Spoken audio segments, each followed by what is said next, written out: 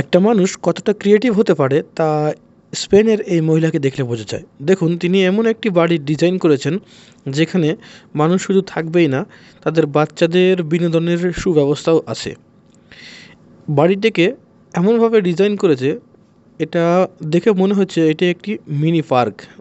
বাসার ছাদ থেকে শুরু করে গ্রাউন্ড ফ্লোর পর্যন্ত স্লাইডিংয়ের ব্যবস্থা আছে। এটি ৪ তলা বিশিষ্ট একটি বাড়ির ডিজাইন তিনি করেছেন এবং তিনি তার ক্লায়েন্টের জন্য ওয়েট করতেছেন যে এই সিস্টেমের বাড়িটা করা যায়। যিনি যার জন্যে এই বাড়িটা ডিজাইন করেছেন সেই ক্লায়েন্টের জন্য এখানে ওয়েট করতেছে। তো মানুষ কতটা ক্রিয়েটিভ হলে বাচ্চাদের কথা বিবেচনা করে সব কিছু চিন্তা ভাবনা করে এরকম একটা ডিজাইন করতে পারে, চিন্তা করা যায়? এইরকম যদি সবাই ক্রিয়েটিভ হতো বাংলাদেশে, তাহলে আমাদের বাংলাদেশটাও কত উন্নত হতো।